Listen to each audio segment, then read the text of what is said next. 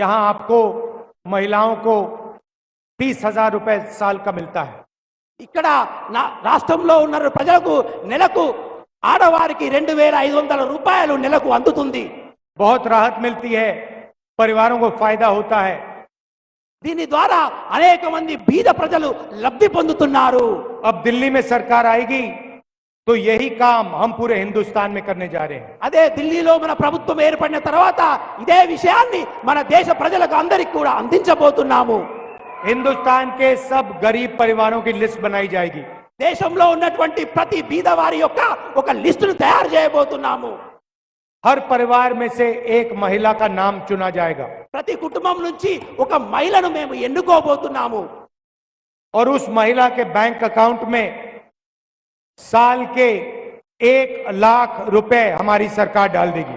ఆ మహిళ యొక్క అమౌంట్ లో నెలకు సంవత్సరానికి 1,00,000 రూపాయలు ఆమె అకౌంట్ లో వేయబోతున్నాము।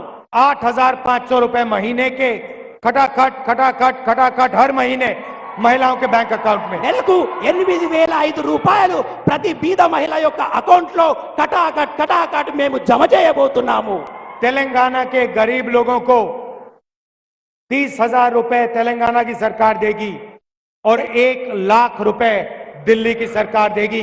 1,30,000 रुपए आपके बैंक अकाउंट में जाएंगे। తెలంగాణ రాష్ట్రం 30,000 రూపాయలు ఈ పేద యొక్క మహిళలకు ఇస్తే ఢిల్లీ ప్రభుత్వం ఈ యొక్క మహిళలకు సంవత్సరానికి 1,00,000 రూపాయలు ఇవ్వబోతుంది।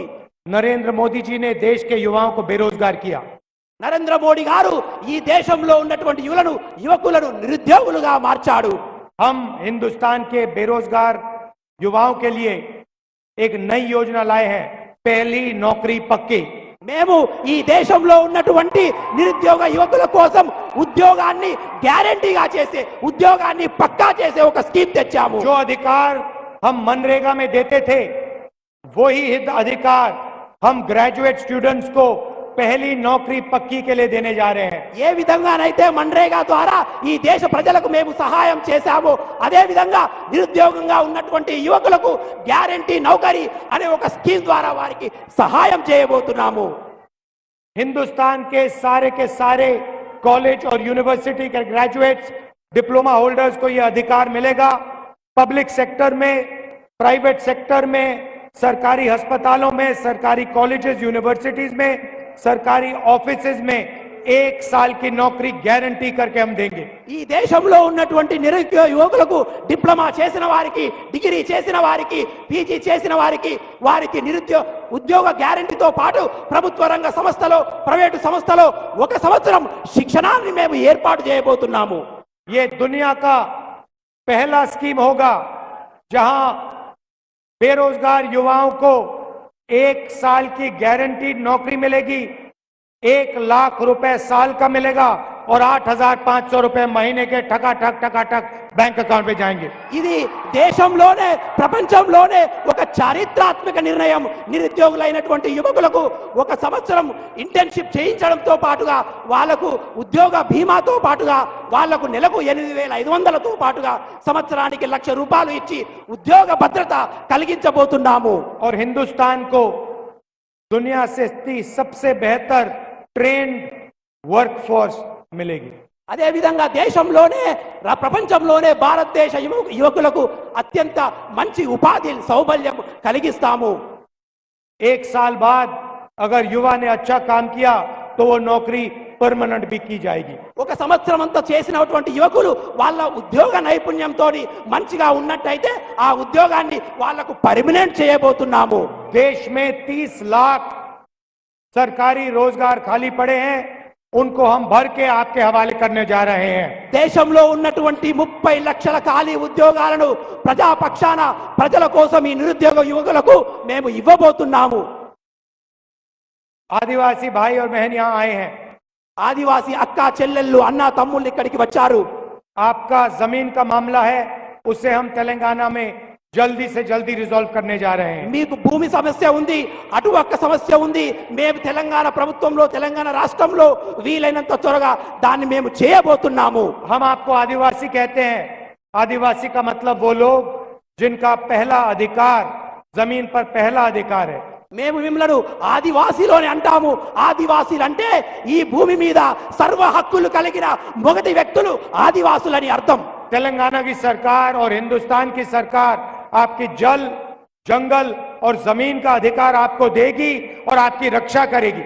తెలంగాణ ప్రభుత్వం ఈ రాష్ట్రంలో ఉన్నటువంటి ఆదివాసుల యొక్క నీరు మీద, భూమి మీద, గాలి మీద, అటవీ మీద మీకు సర్వ హక్కులు ఇవ్వబోతుంది. तेलंगाना में गरीबों की सरकार है, आदिवासियों की, पिछड़ों की, दलितों की सरकार है।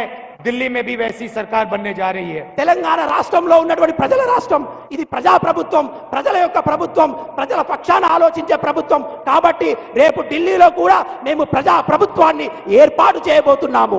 श्री तक्का जी ने अभी मुझे बताया कि यहाँ पे मनरेगा बहुत जरूरी है। సీతక్క గారు చెప్పారు నాకు ఇక్కడ మన్రేగా అనే స్కీమ్ చాలా అవసరమని. आपको आज यहाँ मनरेगा में 250 रुपए मिलता है। ఉపాధి సీతక్క గారు చెప్పారు ఉపాధి హామీ పథకం అనేది ఈ ప్రజలకు చాలా అవసరమని నాకు చెప్పారు. 250 रुपए मनरेगा का मिलता है आपको। 2500 రూపాయలు ఈ ఉపాధి హామీ కార్యక్రమం ద్వారా మీకు అందుతుంది.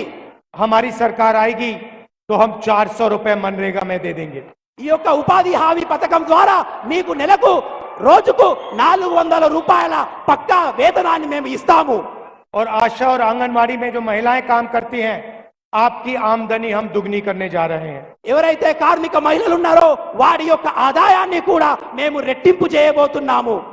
भाइयों और बहनों, देश में 50% पिछड़ों की आबादी है। ఈ దేశంలో 50% కన్నా ఎక్కువ వెనుకబడిన కులాల వాళ్ళ యొక్క సంఖ్య ఉన్నది. 15% दलितों की आबादी है। 15% దళితుల యొక్క వ్యవస్థ వాళ్ళ సంఖ్య ఉన్నది. 8% आदिवासियों की आबादी है।